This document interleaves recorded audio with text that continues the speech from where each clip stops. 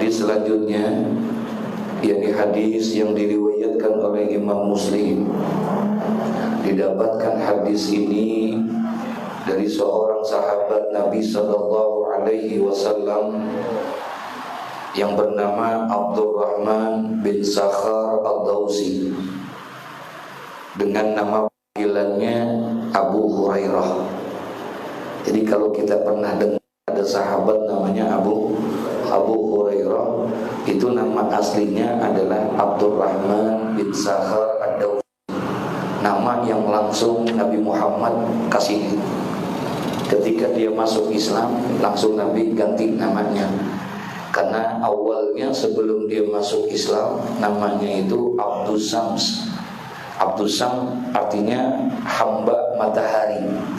Nah, kemudian dapat hidayah, masuk Islam tahun 7 Hijriah. Ya, tahun 7 Hijriah dia masuk Islam. Sementara Nabi Muhammad meninggal tahun 11 Hijriah. Jadi bersamaan dalam keadaan Islam dengan Nabi Muhammad kurang lebih berapa lama? 4 tahun. Jadi Abu Hurairah bersama hanya 4 tahun. Namun masa yang singkat ini, masa yang sebentar ini, 4 tahun, tidak disia-siakan oleh Abdurrahman bin Sakhar Ad-Dawsi atau Abu Hurairah. Beliau ini termasuk orang yang pintar dan orang yang banyak bertanya kepada Nabi Muhammad. Jadi selalu dia ikuti Nabi Muhammad. Di mana ada di Muhammad selalu ada di situ. Dari sekian banyak sahabat-sahabat Nabi, yang paling banyak mendapatkan hadis dari Nabi langsung adalah Abu Hurairah.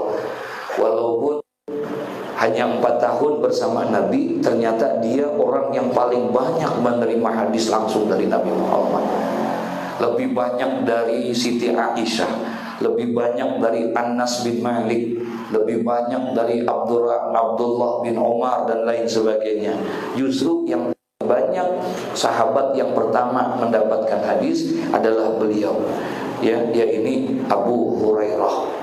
Kurang lebih hampir 5.387 hadis dia dapatkan langsung dari Nabi Muhammad. Nah, ini gambaran buat kita.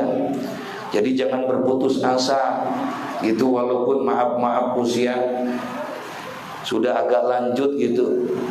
Udah ada yang tua belum di sini?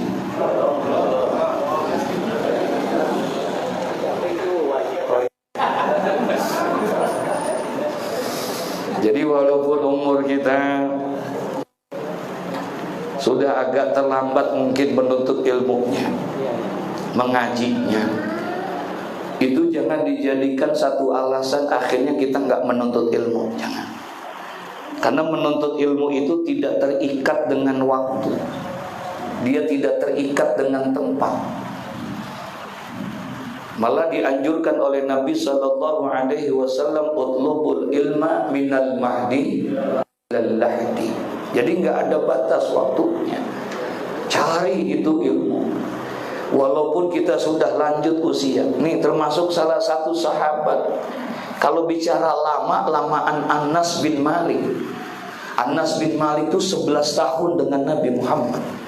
Kalau bicara lamaan Abdullah bin Umar, anaknya Sayyidina Umar, lebih banyak Umar bin Khattab, lebih banyak Ali bin Thalib.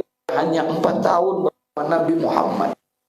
Waktunya hanya sebentar, waktunya hanya singkat, tapi dia tidak mau mensia-siakan itu. Nah begitu juga dengan kita. Jangan ada putus asa dengan keterbatasan waktu kita.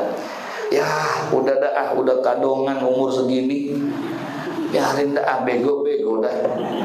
Jangan, kita harus cari ilmu dan lain sebagainya. Kalau kita belum bisa baca Quran, cari baca Quran. Yang paling utama sekali usia kita kan ada juga, Pak, mohon maaf ini. Ya ada usia 5-60 tahun tapi belum bisa baca Quran. Ada tidak? Iya, karena itu jangan putus asa, belajar kita dengan Al-Quran. Cari waktu-waktu yang senggang. Ada orang tetangga kita, kawan kita, saudara kita yang bisa baca Quran, minta cari. Gak usah malu-malu kita menuntut ilmu. Masya Allah, orang yang lanjut usia, kemudian dia belajar dengan Al-Quranul Karim, kemudian ada merasa penyesalan dalam dirinya. Ya Allah, baru usia segini saya baru belajar. Terima kasih ya Allah, Engkau kasih hidayah, Engkau kasih petunjuk aku untuk belajar. Walaupun sudah terlambat aku belajar ini ya Allah. Dia belajar Quran, tetesan air matanya menghapuskan dosa-dosa dia itu semua. Belajar kita untuk yang seperti itu, insya Allah. Nah, kita tanamkan itu. Di mana kita belajarnya? Di mana aja. Sama siapa kita belajar? Sama siapa aja. Selama memang dia benar-benar kita kenal, kita tahu benar-benar dengan ajarannya, kita dideketin sama Allah, kita dideketin sama Rasulullah, kita dideketin sama para ulama dan para yang lainnya. Ya, Masya Allah. Nah, ini Imam Abu Hurairah, hadis ini dari riwayatnya dari Imam Muslim, didapatkannya dari Abu Hurairah. Qala, berkata ini Imam Abu Hurairah. Apa kata Abu Hurairah? Qala Rasulullah sallallahu alaihi wasallam, telah bersabda Nabi sallallahu alaihi wasallam, innallaha ta'ala, sesungguhnya Allah Subhanahu wa ta'ala, la yanzuru ila ajsamikum, sesungguhnya Allah Subhanahu wa ta'ala tidak melihat kepada bentuk tubuhmu, wala ila suwarikum, dan Allah juga tidak melihat daripada rupamu, walakin yanzuru, akan tetapi yang dilihat oleh Allah Subhanahu wa ta'ala, ila qulubikum wa a'malikum, adalah hati dan amal perbuatan kamu. Itu yang menjadi prioritas dalam pandangan Allah Subhanahu wa ta'ala. Allah menilai hambanya bukan karena kaya dan miskinnya. Allah melihat hambanya bukan karena cakep dan jeleknya. Allah memandang hambanya bukan karena gemuk dan kurusnya, bukan karena hitam dan putihnya. Bukan itu yang menjadi ukuran pandangan Allah. Tapi yang menjadi pandangan Allah, penilaian Allah kepada hamba-hambanya, walakin yanzuru ila qulubikum wa a'malikum, akan tetapi yang menjadi pandangan Allah, penilaian Allah terhadap hamba adalah dilihat hatinya, bagaimana hatinya dia. Apa artinya? Tampang cakep, kulit, mata biru, rambut bule, tapi ternyata hatinya penuh dengan kehasudan sama orang, sombong di dalam dirinya dan lain sebagainya. Di pandangan Allah, orang itu adalah orang yang hina. Tapi walaupun dia maaf hitam kulitnya, kemudian dia tidak punya jabatan dan kedudukan, bahkan dia orang yang dihinakan, tapi ternyata Masya Allah hatinya bersih, amalnya, bisa jadi dia adalah orang yang paling mulia di sisi Allah Subhanahu wa ta'ala. Kita pernah dengar satu buah cerita, satu kisah di mana Nabi sallallahu alaihi wasallam ketika beliau sedang di-Isra dan di-Mi'rajkan oleh Allah, satu peristiwa besar, tidak diberikan peristiwa ini kecuali kepada Nabi Muhammad sallallahu alaihi wasallam. Dari sekian 330 jumlah Rasul, 12.123.000 jumlah Rasul Nabi, ternyata yang mendapatkan panggilan Allah untuk di-Isra dan di-Mi'rajkan hanya baginda Nabi Muhammad sallallahu alaihi wasallam. Beliau di-Isra'kan minal Masjidil Haram ilal Masjidil Aqsa, kemudian dinaikkan, di-Mi'rajkan dia dari langit 1, 2, 3 terus sampai ke 7, sampai ke Sidratul Muntaha. Bahkan Nabi diperlihatkan surga dan neraka. Tapi ketika dia mendapatkan surga, terdengar ada suara sendal berjalan, ada suara terompah berjalan di dalam surganya Allah Subhanahu wa ta'ala. Sampai-sampai Nabi Muhammad bertanya kepada Sayyidina Jibril, ya Jibril, itu suara apa? Itu suara apa bunyi kayak orang sedang berjalan itu? Oh, itu sedang adalah suara sendalnya daripada orang yang dimuliakan oleh Allah. Sendalnya sudah ada di dalam surga. Orang itu siapa ya Jibril? Mulia benar. Ya, sendalnya saja sudah masuk ke mana? Ke surga. Mulia benar dia. Siapa dia? Rajakah dia? Bukan. Usahakah dia? Bukan. Orang kiaikah dia? Bukan. Bangsawankah dia? Bukan. Itu sendalnya siapa bisa masuk ke dalam sendalnya Allah? Apa jawaban Jibril alaihissalam? Ya Rasulullah, itu adalah sendal dari salah seorang sahabatmu yang bernama Bilal bin Rabah. Itu sendalnya Bilal bin Rabah. Bin Rabah ini bukan bangsawan. Bilal bin Rabah ini bukan pejabat. Bilal bin Rabah ini bukan pengusaha. Rabah seorang apa? Tidak, hamba saya. Kulitnya tidak putih seperti kulit kita, hitam. Dari Habasyah, Ethiopia dia. Budak hamba sahaya dia. Tapi ternyata sendalnya saja Allah sudah tempatkan, Allah sudah taruh di surganya Allah subhanahu wa ta'ala. Kalau seandainya sendal itu adalah sendalnya Sayyidina Abu Bakar As-Siddiq, pantas gak kira-kira? Pantas. Karena Abu Bakar bukan hanya sekedar sahabat, tapi bangsawan dia. Kalau seandainya sendal itu adalah sendalnya Umar bin Khattab, wajar, karena Umar bin Khattab adalah seorang luar biasa, tokoh yang luar biasa di hadapan Nabi Muhammad. Tapi ternyata ini adalah sendalnya seorang hamba sahaya, hitam kulitnya, budak dia, tapi mendapatkan kemuliaan di sisi Allah. Jadi kemuliaan di sisi Allah, Allah tidak lihat harta kita. Innallaha la yanzuru ila ajzamikum. Sesungguhnya Allah subhanahu wa ta'ala tidak memandang kepada bentuk tubuhmu. Enggak. Mau kurus kayak kamu, mau gemuk kayak kamu, mau gembrot kayak kamu, mau kerempeng kayak kamu, Allah enggak lihat itu. Wala ila suwarikum. Allah juga enggak lihat rupamu, mau cakepkah, jelekkah, mau putihkah, bersihkah. Bukan itu yang jadi pandangan. Makanya kita enggak boleh, saudara, enggak boleh memandang orang yang ada di bawah kita dengan pandangan yang rendah. Kadang-kadang kita maaf ucap ini, mulut kita rada-rada enteng. Kagak boleh banget lihat orang dikit diomongin enggak? Halo? Iya, ada orang gemuk banget, amat tuh orangnya tuh, iseng amat mulut kita gitu. Ada orang kurus banget.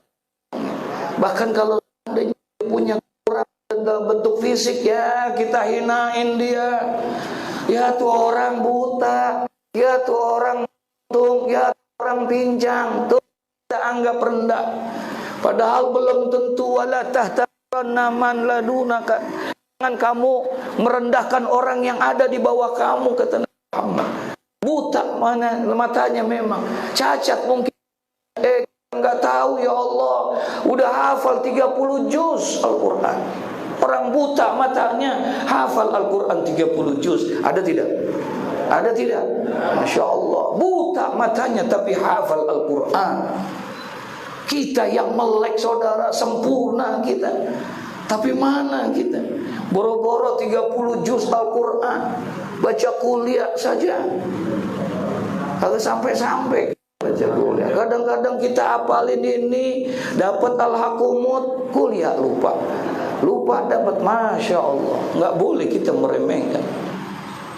Maaf ucap, dulu ada seorang ulama namanya Al-Imam Ibrahim bin Adham bin Mansur, seorang wali min awliya illah, terkenal dia di kalangan tabi'in. Ini Ibrahim bin Adham bin Mansur. Tapi ternyata dia mendapat satu pelajaran yang luar biasa. Ketika dia sedang jalan di salah satu kota di pasar Basrah, dia lihat ada seorang maaf yang hina, buta matanya, cacat kakinya, lumpuh tangannya, kulitnya penuh dengan koreng dan lain sebagainya. Dia, Masya Allah, ini orang semua jijik sama dia. Semua orang tidak mau bergaul dan berteman sama dia. Kadang-kadang kalau ngasih makanan pun makanannya lempar begitu saja, kayak orang ngasih makan buat binatang. Paham maksudnya? Saking tidak mau dia kena deket sama dia tuh orang, ngasih makanan tapi dilempar. Ibrahim bin Adham bin Mansur lihat itu. Ini orang Masya Allah dihinain amat sama orang. Tapi ternyata Masya Allah diperhatiin sama Imam Ibrahim bin Adham bin Mansur.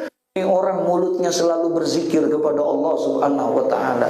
Mulutnya selalu qomat kamit, padahal matanya buta, padahal tangannya sakit cacat, padahal tubuhnya penuh dengan koreng, kakinya semua. Tapi Ibrahim lihat nih orang kok begitu berzikir setiap saat. Sampai-sampai akhirnya ngindik, tahu ngindik Pak? Ngindik Ibrahim bin Adham bin Mansur, deketin itu orang. Kemudian dia dengerin itu zikir apa yang dibaca oleh orang seperti itu. Bacaan apa yang diucapkan oleh orang yang matanya buta, yang badannya penuh koreng, penuh luka dan lain sebagainya, yang kakinya kemudian dan sebagainya. Ternyata zikir yang dia baca luar biasa. Alhamdulillah, alhamdulillah, alhamdulillah alladzi ala ni'amil azim. Terima kasih ya Allah, terima kasih ya Allah, Engkau telah memberikan nikmat yang besar kepada saya. Nangis Ibrahim bin Adham bin Mansur. Ini orang masih aja ngucapin alhamdulillah, terima kasih ya Allah, Engkau telah memberikan nikmat yang besar kepada saya. Sampai bertanya dalam hati Imam Ibrahim bin Adham bin Mansur, nikmat apa yang besar buat orang seperti ini? Matanya buta, kakinya cacat, tangannya cacat, badannya penuh koreng, bau, orang semua menjauhin dia. Tapi ternyata dia bilang alhamdulillah, segala puji bagi Allah yang telah memberikan nikmat yang begitu besar kepada saya. Subhanallah. Ditanya oleh Imam Ibrahim bin Adham bin Bulan, ini kata Ibrahim bin Adham bin Mansur, ya fulan, wahai fulan, aku dengar engkau mengucapkan dari mulutmu, memanjatkan terima kasih kepada Allah atas nikmat-nikmat yang besar. Nikmat apa yang masih ada sama engkau? Sementara mulut, matamu buta, wajahmu kotor, penuh koreng, tubuhmu semua dan segala macam. Apa yang engkau syukuri? Apa jawaban dia? Benar mataku buta, benar kakiku cacat, tanganku lambung, benar kulit dengan koreng, orang yang menjauhi saya. Tapi ada nikmat besar yang Allah berikan kepada saya. Apa? Allah masih jaga mulutku dan hatiku. Hati mulutku masih bisa berzikir kepada Allah. Hatiku masih ingat dengan kebesaran Allah Subhanahu wa ta'ala. Subhanallah. Itu yang seperti itu masih bisa berzikir. Kita yang tangannya sempurna, kakinya sempurna, matanya melek, badan kita bersih gagah putih, Masya Allah, kita bisa hitung zikir kita, saudara. Berapa banyak kita mengucapkan alhamdulillah, alhamdulillah, alhamdulillah. Jadi bukan ukuran besar kecilnya badan kita, bukan ukuran putih hitamnya warna kulit kita, bukan ukuran di hadapan Allah. Allah nggak lihat hartamu, Allah nggak lihat jabatanmu, Allah nggak lihat semua itu, semua status sosialmu Allah nggak lihat.